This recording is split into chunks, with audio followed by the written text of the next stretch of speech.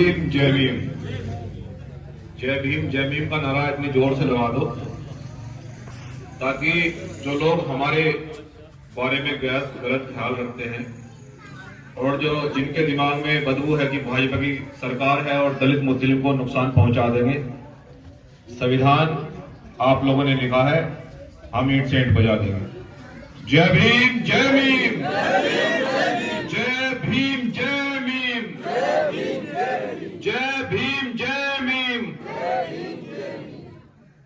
साथियों, जुल्म के साए में लब खोलेगा कौन? जुल्म के इस साए में लब खोलेगा कौन? और अगर हम भी चुप रहे तो फिर बोलेगा कौन? आज जनपद सहारनपुर के ननौता मुरमत खेड़ी में आने का अवसर प्राप्त हुआ। हमारे जिलाध्यक्ष सन्नी गौतम जी और हमारे बहुत ही हरदिल अजीज चौधरी सूफियान गुजर जी, हमारे डॉक्टर शहजाद गुजर जी, मंच संचालक जी और हमारे गांव के प्रधान जी और बराबर के गांव के प्रधान जी, आप तमाम भाइयों का, बुजुर्गों का, नौजवान साथियों का हृदय से इस्तकबाल करते हुए, सम्मानित साथियों, मैं आपको ये कहने के लिए आया हूं कि भीम आर्मी जय भीम संगठन के माध्यम से इस जुल्म के खिलाफ आप लोग एक बहुत बड़ी लड़ाई लड़ रहे हैं। आप इस भारत देश में दलितों को, मुस्लिमों को, पिछड़ों को न्याय दिलाने के लिए एक बड़ा आंदोलन कर रहे हैं, जिस संगठन का नाम भीम आर्मी जय भीम संगठन है। और मुझे आज आपके बीच आने का अवसर प्राप्त हुआ तो मैं अपने परिवार के लोगों से, क्योंकि जनपद सहारनपुर का ये हमारा इतना बड़ा परिवार, मैं आपको ये कहने के लिए आया हूं कि देश की मीडिया जो रोज दिखाती है, देश की मीडिया जो रोज छापती है, वो सब झूठ है, वो सब मक्कारी दिखाती है। लेकिन असलियत तो ये है कि आज इस देश के अंदर संविधान को बदलने की कोशिश की जा रही है। इस देश के अंदर सबसे बड़े पैमाने पर नुकसान पहुंचाने का काम ये बीजेपी गवर्नमेंट दलित, पिछड़े उस मुसलमानों को कर रही है। सम्मानित साथियों, मैं आपसे ये भी बताने के लिए आया हूं कि आपने इस देश के दलितों ने, मुस्लिमों ने, पिछड़ों ने अपने बीच से जनपद सहारनपुर की धरती से एक ऐसे नेता को तैयार किया कि ऐसा कोई नोट नहीं बना जिसे सरकार खरीद सके। मैं एक ऐसा नेता आप लोगों ने तैयार किया कि सरकार कभी मुझे नहीं झुका पाई, लेकिन मैंने जो बाबा साहब डॉक्टर अंबेडकर के दिए हुए संविधान की बदौलत, जो संविधान में आपको अधिकार दिए हैं, मैंने तो जाने कितने बार सरकार पर घुटनों के बल मैंने चलाया है, दिल्ली में भी और उत्तर प्रदेश में भी। लेकिन मैं आप दलित और मुसलमान भाइयों को ये कहने के लिए आया हूं कि किसी प्रकार से आपको बिल्कुल भी गुमराह होने की आवश्यकता नहीं है, क्योंकि आपके पास सबसे बड़ी ताकत भारतीय संविधान है और भारतीय संविधान भीम आर्मी जय भीम संगठन उसको मानता है। जहां कहीं भी जुल्म होगा, सम्मानित साथियों, जब उत्तराखंड के अल्मोड़ा में हमारे 5000 घरों को तोड़ा जा रहा था, वहां की सरकार उनको इसलिए उजाड़ना चाहती थी कि वो मुसलमान हैं। मैंने कहा कि अगर यहां से मुसलमानों को उजाड़ा जाएगा तो याद करो अशफाकुल्लाह खान साहब को, याद करो अब्दुल कलाम साहब को, कि उन्होंने इस मुल्क के लिए, आजादी के लिए लड़ाई लड़ी है।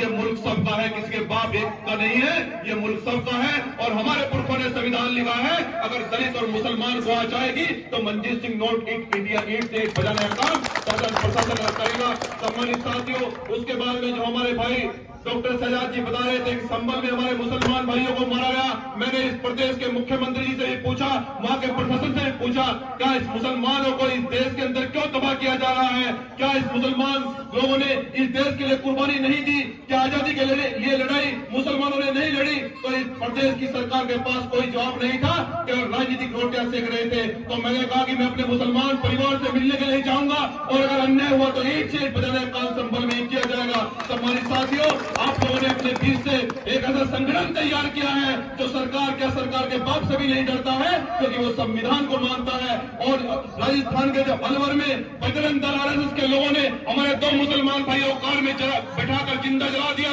मैंने वहां के प्रशासन से पूछा कि सरकार तुम्हारी है, लेकिन संविधान हमारे बाप ने लिखा है, अगर कार्रवाई नहीं हुई तो सरकार और प्रशासन की हवा राजस्थान के अंदर खराब कर दूंगा। 24 घंटे के अंदर वो मुलजिम जिन्होंने मुसलमान भाइयों को जिंदा जलाया था, वो सड़कों के पीछे उन्हें सजा हो गई है। तो मैं आप लोगों को ये कहने के लिए आया हूँ कि आपकी लड़ाई को इतनी मजबूती से भीम आर्मी जय भीम संगठन के माध्यम से लड़ा जा रहा है। मैं आपको ये विश्वास दिलाने के लिए आया हूँ कि किसी प्रकार से आपको परेशान नहीं होना है, घबराना नहीं है। बस मैं अपने युवाओं से एक बात कहना चाहता हूँ कि ये जो छोटे छोटे बच्चे हैं, कि किसी प्रकार से आपको तालीम में पीछे नहीं रहना है, शिक्षा में पीछे नहीं रहना है, क्योंकि सरकार क्या कर रही है, सरकार दलित मुस्लिमों की तालीम छीनना चाहती है। सरकार मुस्लिमों के जो विद्यालय बने, कॉलेज बने हैं, आजम खान साहब ने इतनी बड़ी यूनिवर्सिटी बनाकर तैयार करी, इनके दिमाग में इसलिए बदबू है, इनके दिमाग में इसलिए दर्द होता है क्योंकि हमारा मुसलमान का बच्चा तालीम करेगा, अगर वो शिक्षित बनेगा तो इस देश का डीएम कलेक्टर बनेगा, इसलिए इनके पेट में दर्द होता है।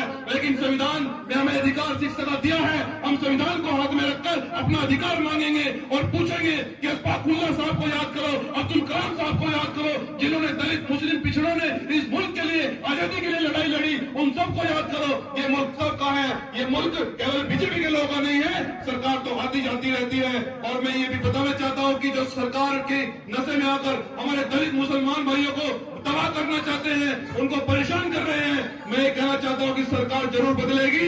और जिस भाई को मेरे एक पाई का हिसाब मंजीत सिंह मोटियाले का मैं आपसे इस गांव में वादा करके जा रहा हूँ। जो लोग हमारे मुसलमान दलित पिछड़े भाइयों को दूसरे को बताए लगाकर यहाँ का शासन प्रशासन जेल भेज रहा है, कभी कुछ धारा लगाता है, कभी गैंगस्टर लगाता है, क्या हमारे मुसलमान भाई इतना अपराध कर रहे हैं? क्या हम लोग अपराधी हैं? क्या हम लोग आतंकवादी हैं?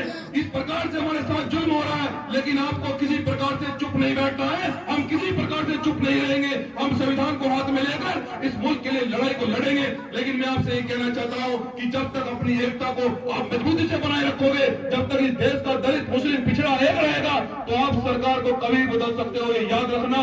मैं आपको ये कहने के लिए आया हूँ कि जिस दिन देश का दलित और मुस्लिम और पिछड़ा एक तख्त पर आ गया, वो एक मंच पर आ गया, आप सरकार की हवा 1 घंटे में खराब कर दोगे। इसलिए मैं आपसे कहने के लिए आया हूँ कि हम कमजोर नहीं है, हमें तोड़ा गया है, हमें जाति के नाम पर बांटा गया है, हमें पार्टी के नाम पर उजाड़ा गया है। इसलिए सम्मानित साथियों, इस देश के अंदर कोई लड़ाई नहीं लड़ रहा है। इस देश के अंदर आपकी हमारे और आपके नाम पर राजनीतिक रोटियां सेकी जा रही है। मैं राष्ट्रीय मीडिया में इसलिए नहीं आता हूँ कि राष्ट्रीय मीडिया सबसे बड़ी दुश्मन है हमारी, और राष्ट्रीय मीडिया दिखाती कुछ और है और करती कुछ और है। वो बीजेपी के इशारे पर खेलकर हमारी कभी मस्जिद को तोड़ने का काम करती है, कभी बुद्ध विहार को तोड़ने का काम करती है, कभी डॉक्टर अम्बेडकर पार्क को तोड़ने का काम करती है। तो आपको राष्ट्रीय मीडिया के चक्कर में नहीं आकर मैं तो आपका काम करने वाला व्यक्ति हूँ, आपकी लड़ाई लड़ने वाला व्यक्ति हूँ। मैं राष्ट्रीय मीडिया में नहीं आना चाहता, मैं तो केवल दलित मुस्लिम पिछड़ा जो राष्ट्रीय समाज है, मैं तो उसमें चलना चाहता हूँ, उसके बीच आना चाहता हूँ। और इसलिए आपके बीच में आकर आपको विश्वास दिलाने के लिए आया हूँ कि जहाँ आपका पसीना गिरेगा वहाँ खून बीमार नहीं जरूर संगठन देना काम करेगा। मैं वादा करके जा रहा हूँ आपसे। और ये जो चौधरी सुफियान जी बैठे हैं, जो भाई डॉक्टर शहजाद जी बैठे हैं, ये मेरी बाजू है। मैं क्षेत्र के लोगों से बता के जा रहा हूँ कि ये मेरी बाजू है। जिस दिन ये इशारा करेंगे, जिस दिन मुझे ये लगेगा कि दलित और मुसलमान भाइयों के साथ अत्याचार हो गया, अगर फिजा खराब ना कर दी, अगर हवा खराब ना कर दी सरकार की, तो तब कहना मैं वादा करके जा रहा हूँ। लेकिन मैं आपका आज हाथ मांगने के लिए आया हूँ, मैं आपको विश्वास कहने के लिए आया हूँ कि इस परिवार को एक बनाए रखना, किसी के कहने से नहीं टूटना, किसी के कहने से नहीं बटना। बस ये याद रखना कि जब भी जुल्म होगा, ये एक फोन मंजीत सिंह मोटियाला खड़काएंगे, बस मुझे आधा 1 घंटे ज्यादा आपके बीच में आने से नहीं लेगा। मैं आपसे रजा चाहता हूँ क्योंकि देहरादून में मेरी मीटिंग है। मैं आपसे उम्मीद करता हूँ कि इस क्षेत्र के लोग, इस जनपद के लोग, दलित मुस्लिम पिछड़े मिलकर हम एक देश के अंदर एक बड़ी ताकत बनाएंगे और मजबूत होंगे, और हम अन्याय के खिलाफ लगातार लड़ेंगे, संविधान को हाथ में लेकर इस जुल्म के खिलाफ लड़ाई को मजबूत करेंगे। और ऐसी उम्मीदों के साथ में बहुत बहुत धन्यवाद। जय भीम, सलाम अलैकुम, आदाब, सत श्री अकाल।